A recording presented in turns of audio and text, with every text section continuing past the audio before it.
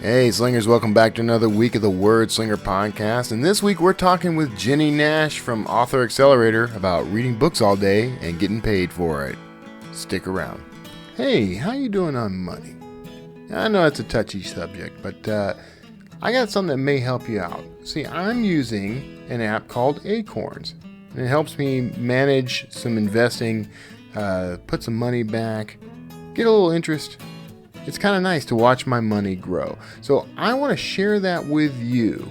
Go to kevintumlinson.com/acorns and you'll get some free money. See you there.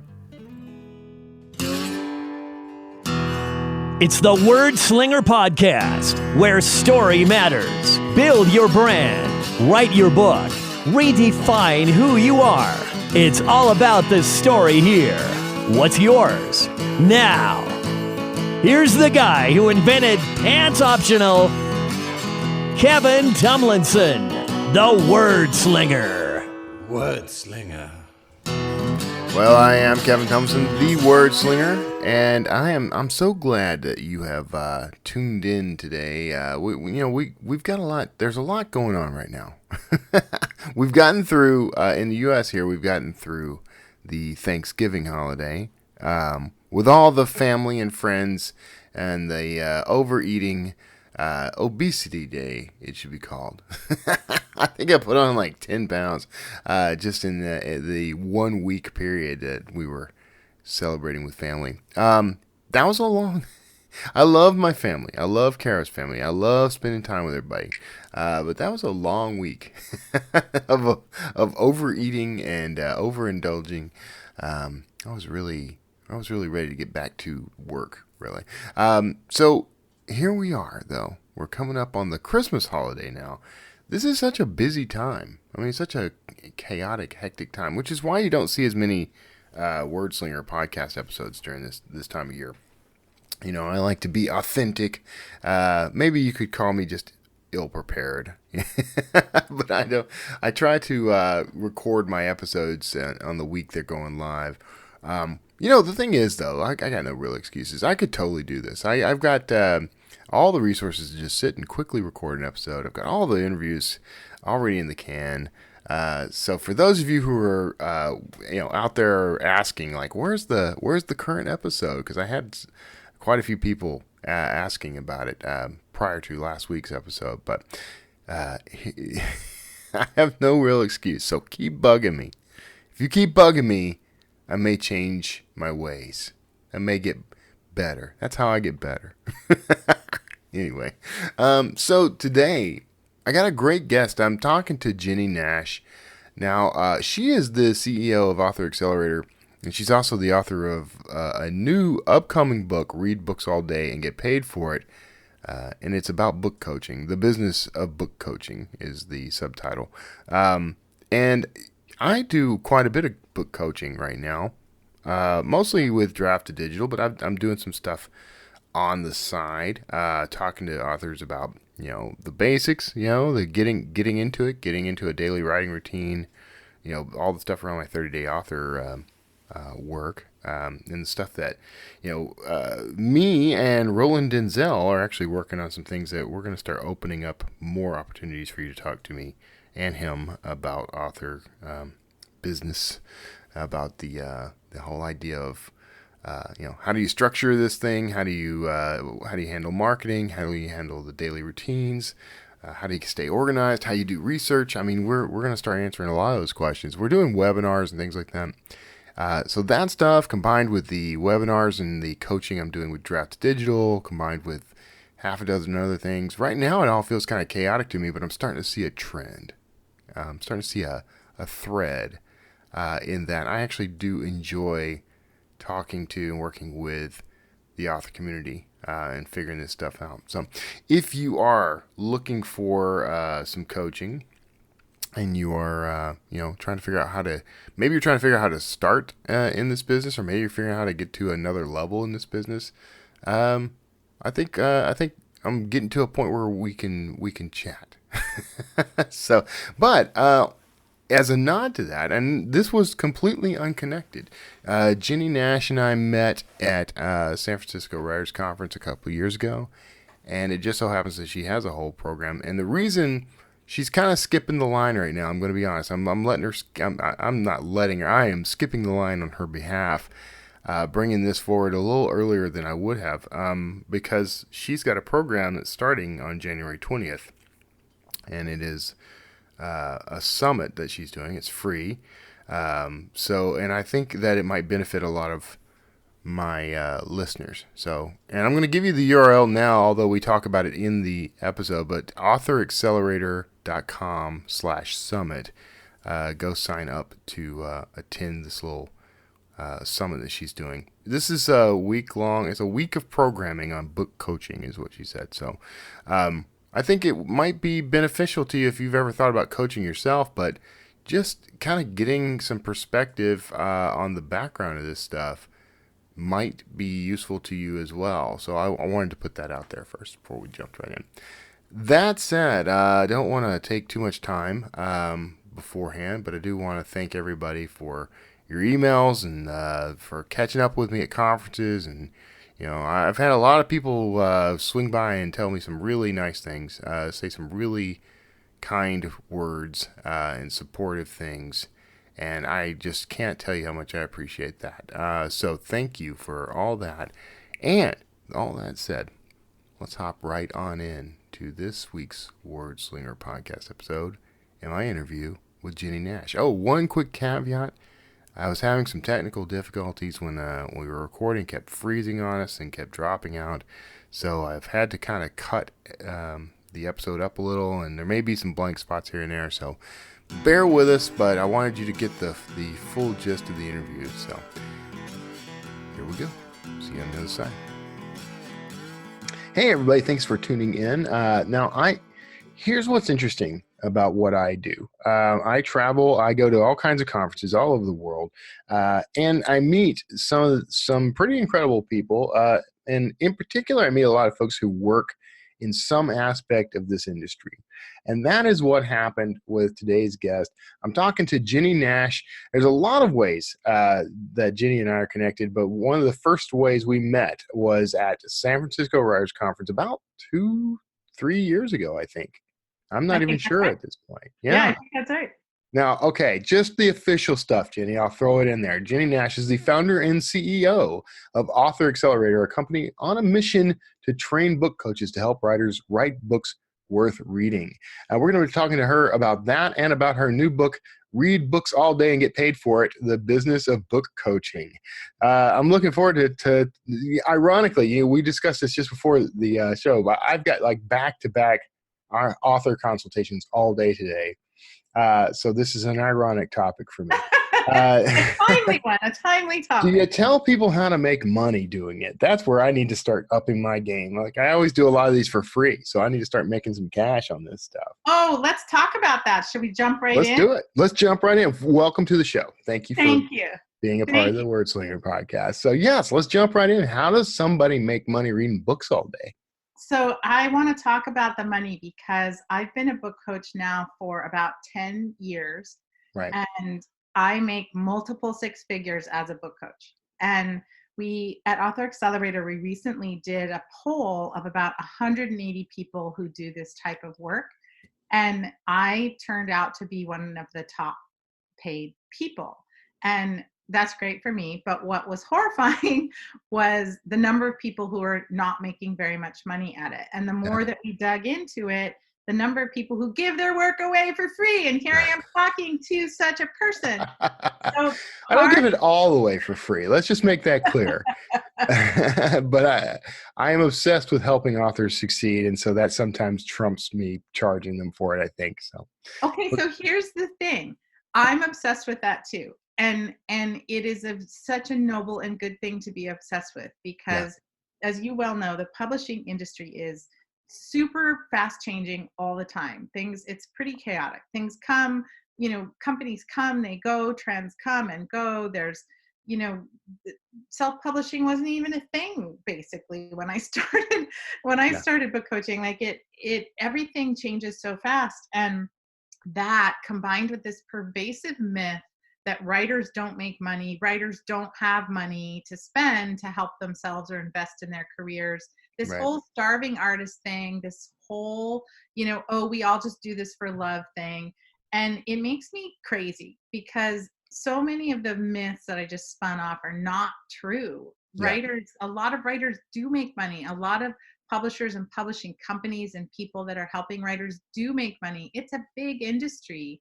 Of if people weren't making money, it would not be so. Right. And so I am kind of on a mission to change this and to help people who help authors with their writing, to help book coaches raise the bar, be more professional, ask for what you're worth, realize the value of what you're giving. So I want to talk about this all day long. Well, you're in luck. We can talk about it for at least 30 minutes. Yeah, no, I understand. That's the thing. And then the sector of authors I tend to deal with are incoming. So how do you build well, I don't want you to give away the store here, but how would someone like me who deals with a lot of incoming authors who don't typically have any money, they're not making any money from the books yet. They may not even have a book yet. Right. Like, where's the starting point of that? My trouble so I did author coaching for quite a while and charge people money for it, but I never really managed to make it a viable business because maybe I was overcharging, maybe I was underserving, I don't know.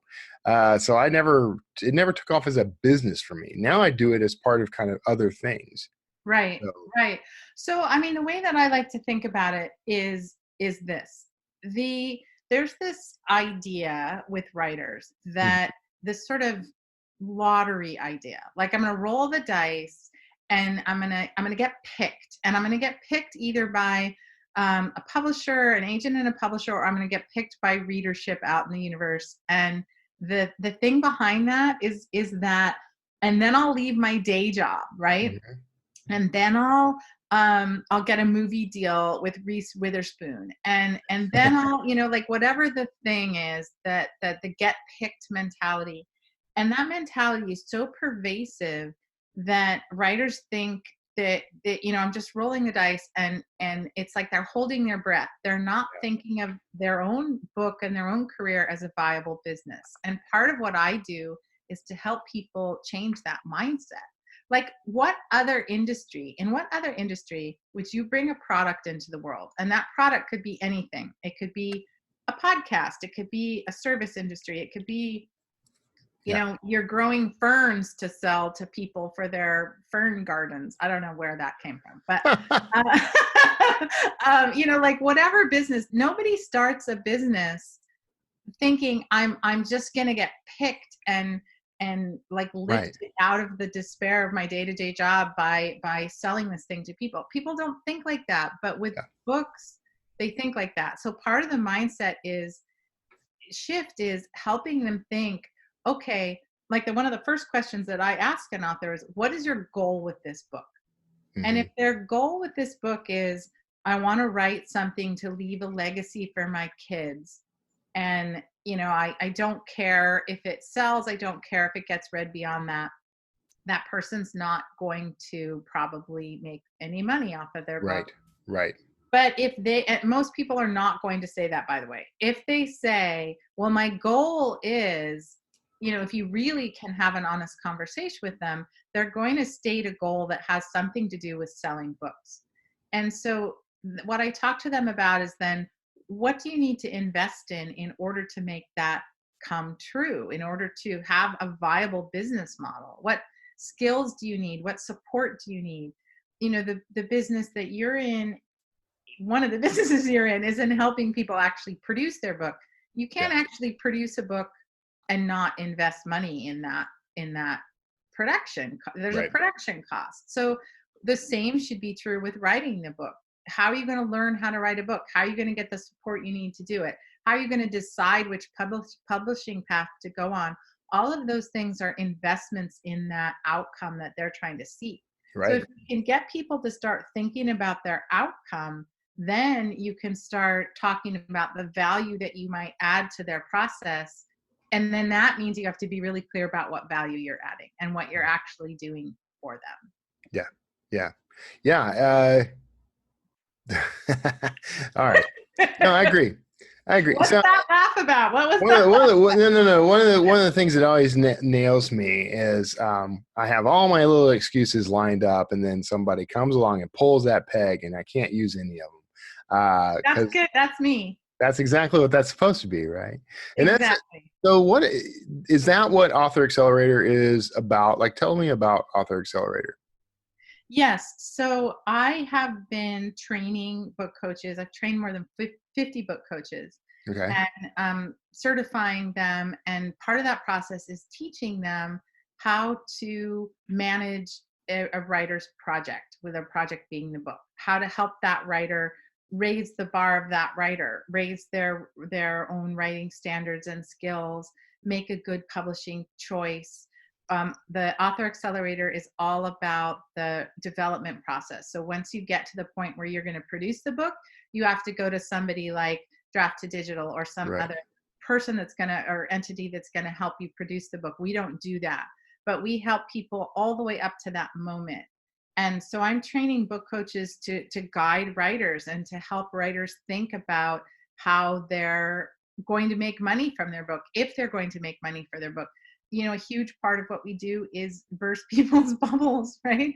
That if how hard it is to make money at a book, you've got to know that in advance and why you're doing it. Again, back to the goal of that writer and the goal of that book, and really making a plan for it. And so I'm helping the coaches help the writers think through that process and think through what they're doing. And we do that work in the context of helping them with the writing of the book. The first thing I'm going to say is, are you aware that for an unpublished writer with no platform to bring out a book of essays is the hardest possible thing in the world to sell? That's the first thing that I would say, right? And they would then they always come back to me and say something like, but Tina Fey did it, or David Sedaris did it. Right. And it's like, well, yes, that's correct. But let's look at the hurdles that you might have getting to the marketplace with this book. I'm not trying to get them to write something different. I'm not trying to shoot down their dream. I'm trying to be realistic Right. about it. And if they say to me, okay, how could I shift this so that it might be viable for the marketplace? Then we might talk about their structure. We might go look at audiences who are buying books like that. We might try to find a way to bring that content to life in such a way that it is viable. Yeah. So that's what I mean by being market focused. And if I'm going to do that, I've been in the publishing industry for more than 30 years. I've helped a lot of people come to market. I've seen a lot of books. I'm going to charge for my expertise and my time. I'm not going to help that person out of the goodness of my heart, which sounds super cold and calculating now that I'm saying it out loud. I'm going to help that person if they're serious about reaching the marketplace. They're going to have to pay me to get my expertise. Yeah. And again, to draw on your earlier examples, I mean, this is not an unreasonable ask when it comes to any other business. It's just for some reason, when it comes to businesses tied to people's dreams, Right. then all of a sudden we are cold, heartless capitalists. Right. So, And that's the thing that makes me crazy. And I mean, the other thing that makes me crazy is there are a lot of people out there who are preying on authors' dreams and desires. It's easy to do because you tell an author, I can help you publish this book. We could do it in 90 days. You could be a bestseller on Amazon. And they're all like, here's my money. right. Well, guess what? I just published a book my own self and I put it on Amazon and I literally did nothing other Yeah. than hit the button, and it came up as the #1 new release bestseller in whatever category. Literally not one book sale. And I got that little Amazon bestseller flag. Yeah. And there are people who are selling that like, we have a strategy for your book becoming a bestseller on release day, and we'll help you with this strategy and we'll put you through these paces. And people pay money for that because they don't know any better. Yeah. And that makes me crazy too. So Yeah. Same here. there's people that prey on authors' desires and dreams, and I don't think it's right and fair. And so a lot of what I'm trying to do is tell them the truth. This is going to be long. It's going to be hard. And guess what? You're going to have to pay money. Let's talk about what you're going to have to pay to bring this book into the world. And do you want to do that? Right. Yeah. No, and it's interesting because I talk to people about this concept all the time in these coaching sessions, by the way. Mhm. The very same ideas, because there is a hesitation among authors to do things like market themselves. Right. And it's the exact same idea. If I wish I could remember the exact quote. I had a guest on the show a few years ago now, who said that if you are building something that can help people, then it is your responsibility to market it, and to in this case to charge for the service. Like, that's part of the responsibility, because that's how you continue to keep being able to offer that. Right? Well, Like, exactly, exactly. And you mentioned other industries. Like if I mean, here's a perfect example. My car, brand new, by the way, 3 days old. My car was hit the other day. Somebody backed into the front mm, bumper. I was at a standstill, backed into the front that sucks. bumper. Sucked so hard. So what do? I call my insurance. I get a tow truck. The tow truck guy drives it to the place. Do I have to pay the tow truck guy? Yes, Yeah. because he's saving my bacon from, it Right. was raining, the car's in the middle of the intersection. So of course I'm going to pay the tow truck guy. Then we take it to the body shop. It's going to be $4,000 to fix the thing. Like all of those things are things that I need. They're solving a pain point of mine. And you don't question for 3 seconds that you're going to pay that fee, because you have this point of pain. I can't drive my car. My Right. new car's busted. So we pay when we have points of pain. And writers have points of pain. They don't know things. You Right. know things. You've been in this, you're inside this industry. You know exactly how it works. You've honed your skills and your expertise. They Yeah. come to you. The reason you're having these calls is because they need your expertise and they have a pain they want to solve. Hmm. And so that's how I start trying to talk to my coaches is, what particular pain are you trying to help this writer solve? Is Right. it deciding on a publishing path? Is it making decisions about your investment towards that? Is it that the writing is not strong enough and needs to get better? Is it that you're getting rejected all the time out in the marketplace and you don't know why? Is it that your cover is bad? There's a lot of pain points along the path. And if somebody is helping a writer solve that pain, they're adding value and should be paid for it, just like the tow truck driver. Yeah, no, you're right. I think it's a kind of a supply and demand kind of thing. It's easier to charge someone when they're kind of over a barrel. I'm that tow truck driver. You need this vehicle towed. Yeah, we both know you're going to pay me. So It's that's a little what's different. interesting. That's what's interesting is one of the things that I guide people to do is to choose what pain point they're going to specialize in as a book coach. Where are they going to help people, and how are they going to frame that help? Because the writers are going to actually feel the same way as I did with my broken car. If a writer's got a book that they're dying to get into the world, they're going to feel that same pain. And we talked at the beginning about how confusing this industry is if you're outside of it. How do you know what to do? How do you know what to pay? How do there's a lot of confusion. Mhm. So you didn't ask, but if you were to ask me how to convert these calls into paying customers, I would think of these consultation calls as, okay, you're helping them for 30 minutes or an hour or whatever you're offering them, and Right. you're going to help them with some of their questions. I would think of them as consultation calls to a service. So it's like, this is the way that I could help you. This is how the decision that is in front of you. I'm seeing that you have these choices, and I could help you, walk you through those choices and make a good choice. And then I could help you whatever the next step of the process is. And if you're interested in that, I have a service that we could talk about your signing up for. Yeah. So it would be, you can still help people out of the goodness of your heart. I do that all day long as well. Yeah.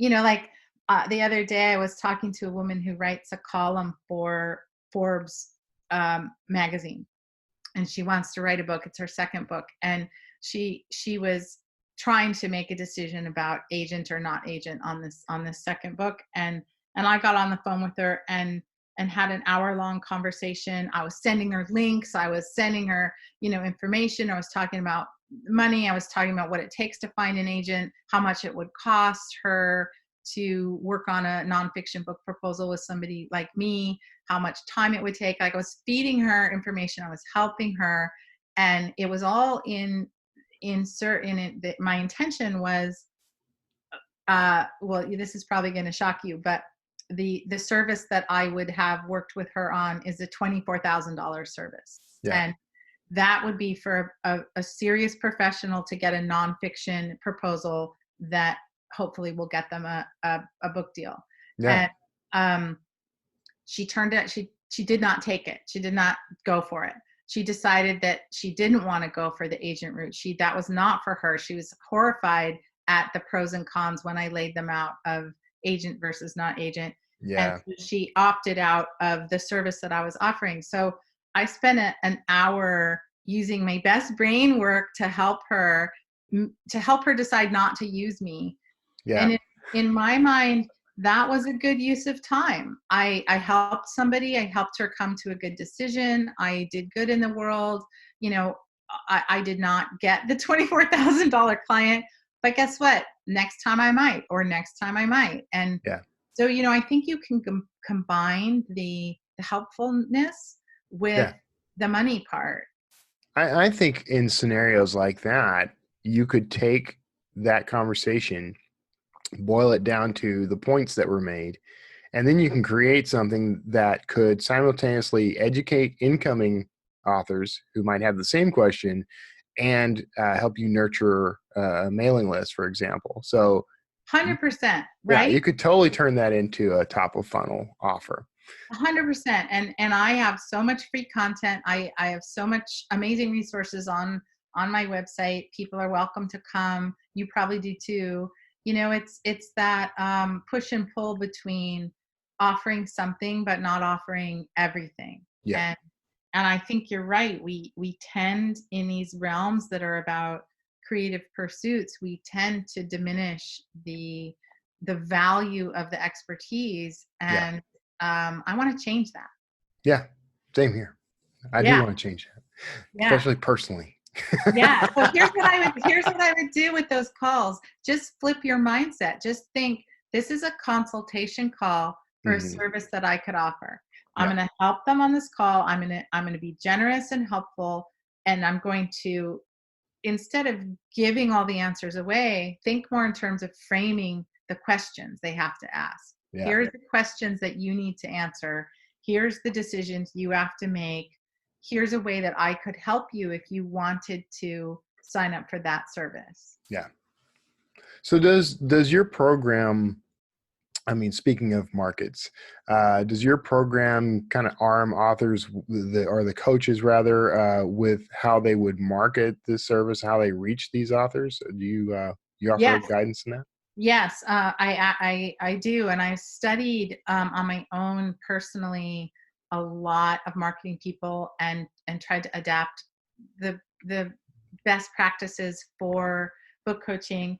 In my new book, which is called Read Books All Day and Get Paid for It. Yes. I go way into the marketing, and I've had a couple of other top coaches reviewing the book. That's all happening right now because it's just come out. And I had somebody say to me, Jenny's advice on marketing was so spot on that it made me laugh out loud. So I'm not going to tell you what that is. You'll have to read the book to get it. Oh, okay. All right. I see how this works. But I totally help people do it. And here's the key thing. It's not what you probably think it is. It's not take out an ad on this website or go to this conference and print out a bunch of swag, or, it's not that. Really what it amounts to is knowing what you're offering and who you're offering it for. Right. So I'm going to totally botch how he says it, but Seth Godin in his new book, This is Marketing, says something along the lines of, Marketing is about doing something that matters for people who care. So Yeah. that's what I help people do, is what are you doing that matters and who's going to care about that? Right. So if you're somebody who's helping people at the very beginning of their book idea, going from idea to getting it on the page and helping them frame that, the structure of their book, you could specialize in that point in the process and do really well because you would become known for that part of the process. You could become someone who specializes. I have a coach who wants to specialize in helping lawyers who want to write fiction. There's a Yeah. lot of lawyers who want to write fiction. Yes. Like, Yes. what a cool niche, right? Yeah. To be able to speak to a lawyer, to be able to help them translate the way lawyers think and speak and write, which is a very particular way. I have another coach who's specializing in helping women break into the speculative fiction genre because it's very male dominated. And her expertise is going to be that. So if she becomes known for that, everybody's going to send those writers to her because that's her. She's helping those people with that particular pain point. So Right. that's what marketing in terms of book coaching is all about, is becoming known for doing something really well that helps people at a place where they really need help. I think you just hit on something that has always nagged at me, by the way, because there is, whenever I have offered author coaching, now right now I'm doing it through D2D. You know, we do our consultations, little free consultations, and it's meant to help the people who showed up at our webinars and stuff. So I can't charge folks for that, and I'm not Right. trying to. But when I've tried to add this in the past, there is always that problem of, focus, right? Yes. And there's that aphorism that if everyone's your customer, no one's your customer. Yes. I think what you're saying here is that there's an opportunity, if you are willing to focus on a specific aspect of this. Yes. So for me, I might coach people in writing thrillers, because Right. that's what I write. Or I Right. might coach them in using, I might pick something else. Just the process of writing. Like, I could do all that, but that's too broad, too general, and that's probably one of the reasons why it never quite worked. I wasn't advertising, or I wasn't marketing specifically enough.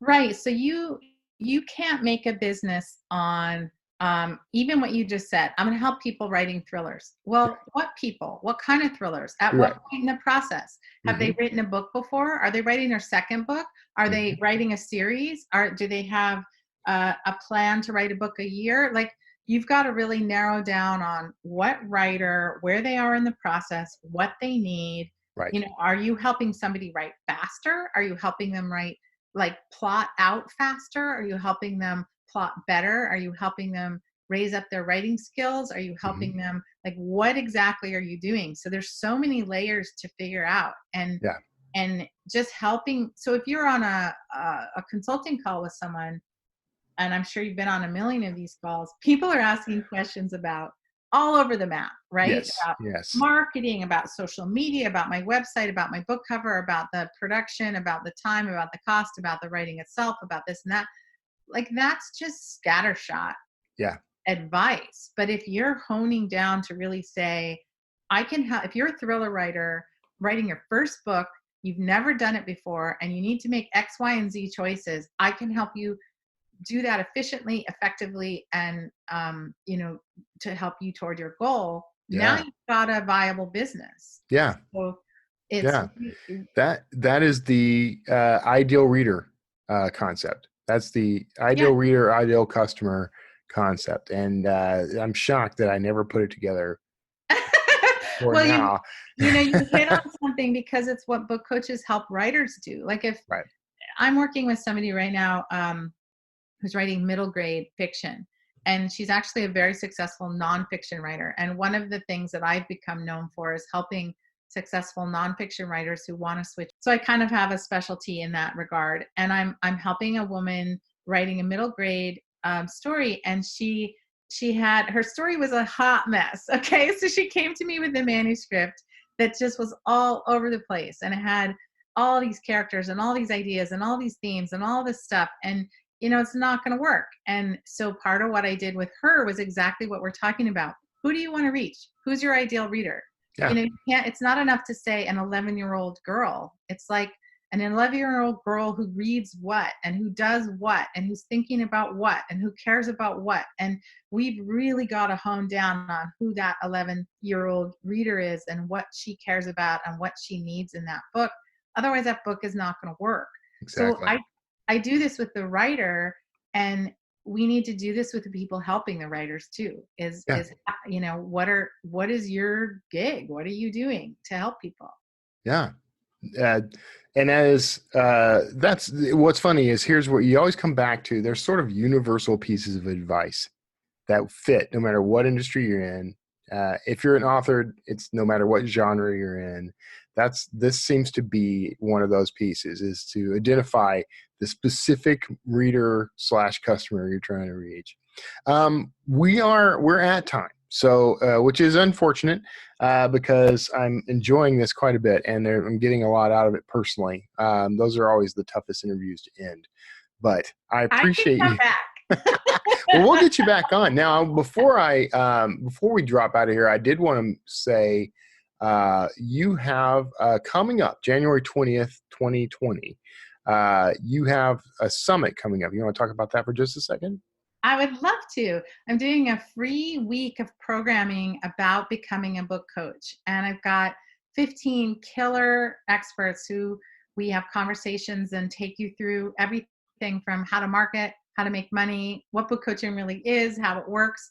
And that you can find all the information at authoraccelerator.com/summit. So that's authoraccelerator.com/summit.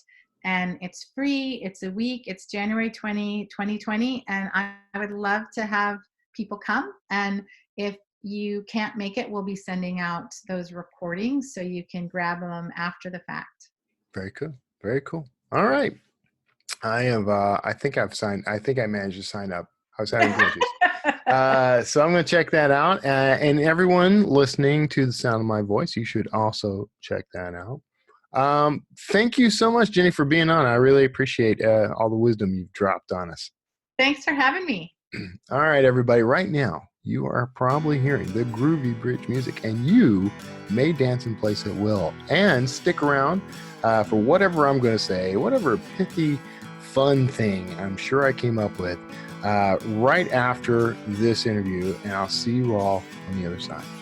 Hey, you looking for a jump on your own indie author career, but kind of confused about where to start? I got the place for you. Check out Draft to Digital. That's where you're going to be able to convert your manuscript, distribute it worldwide online, and get help the whole way from the best author support there is. Trust me on this one. So go check out Draft to Digital at drafttodigital.com/wordslinger.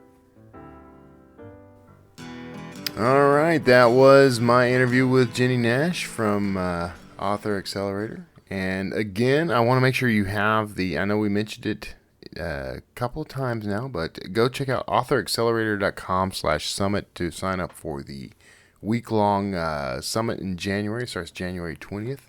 I don't get anything from that. There's no kickbacks or anything like that. That's not why I'm pushing it. I just like to make sure that you have all the stuff that you need to be awesome. Which, you don't need much, cause you're here. No, so, we're going to wrap up here in a second, but real quick, there's, the things that are going on. I'm going to try to do a couple more episodes, before the end of the year, but Christmas is Christmas. Also, my wife Kara is having a surgery next week, so it's very unlikely I'm going to record on Friday. If I can't get the thing recorded before then there won't be an episode next week, and that's just the way life is. But I got other things kind of brewing. We got some webinars coming up. I got a webinar with Draft to Digital next week on December 12th. That's Thursday. That'll be 2 p.m. Central Time, so go to drafttodigital.com/live to RSVP and be a part of that. These are really good. You should definitely tune into these. They're very good. And then the week following that on Monday at, I believe, I'm going to check my calendar real quick. I believe it's 2 p.m. Central, maybe 3 p.m. Central. Well, let's just check. On the following Monday, the 16th at 2 p.m. Central, Roland Denzel and I will be doing a webinar branded under Indie Author Blueprint. And you're going to figure out what that is during that webinar. So tune in for that as well. There's no RSVP for that one yet. What I would recommend is if you are connected to me on Facebook, and if you are not, you should give that a shot. But you'll see me post about this on Facebook as we get closer to it. These are what I'm going to call pop-up webinars. Because we don't announce them ahead of time right now. We just want to see how they do with a nice organic audience. And they do pretty well. So Roland and I are building some cool stuff you're going to want to be a part of as we grow that. And the webinars are where we're going to be talking about a lot of that and answering your questions, helping you out. So that's 2 webinars coming up. The Draft to Digital webinar next Thursday, December 12th, 2019 at 2 p.m. Go to drafttodigital.com/live for a D2D live webinar. You can RSVP from there. That is going to be at 2 p.m. Central. And on the 16th, the following Monday at 2 p.m. Central, check out me and Roland Denzel for the Indie Author Blueprint webinar that will be on Facebook. So,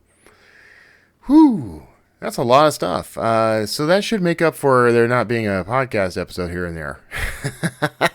I'm gonna try to make sure we get those too, though. So, hope you enjoyed this interview with Jenny Nash. I know I did. And here's a little secret here at the end. If you waited all the way to the end, a little something I didn't tell anybody.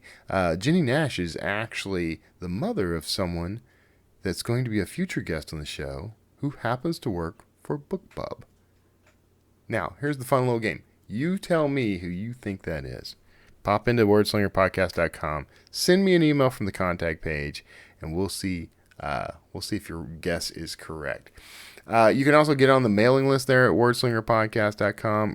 What you're going to have to do, I still haven't fixed this, wordslingerpodcast.com, then click on the podcast button up top, the Wordslinger podcast link up top to actually get to the show page. I'm sorry. I'm working on fixing a lot of these kind of little things that are nagging at me, but right now, for some reason, it's not pointing to the correct page. It's pointing to my home page, and so that's where everything gets done. But go check that out. You can get on the mailing list from there. You can get on my author mailing list as well if you want to hear about my books. I don't mind at all. But tool around on the site there. You might find some stuff you like. There's a lot of interviews there, over 200 of them at this point. I believe this is number 202. I haven't checked yet, but I believe that's correct. So more episodes coming up for sure. We're in our 6th season of the Wordslinger podcast. If you're not already subscribed, make sure you subscribe on iTunes, Stitcher. Well, actually, is it iTunes anymore? It's like subscribe. I don't even think they make iTunes. I don't even know how this works anymore. But pop on over to the Apple Podcast app, search for Wordslinger Podcast, and subscribe. Rate and rank the show while you're there. Give me a little review. I don't push for these enough, but the reviews help other people find the show. Other people's find the show. Anyway, hope you enjoyed this episode. Hope you got a lot out of it. Hope you're having a happy, healthy, safe holiday season. Merry Christmas for those who. I don't mind saying Merry Christmas. I love Christmas. I also love the other holidays surrounding this time of year. And I hope that whatever you're doing, whatever you're celebrating, whoever you're celebrating with, it's filled with love and health and happiness. Just in case I don't see you before the end of the year or shortly after the new year. Merry Christmas. Happy New Year. God bless you. I hope to talk to you at least one more time between now and then, but just in case. And I will see you all next time.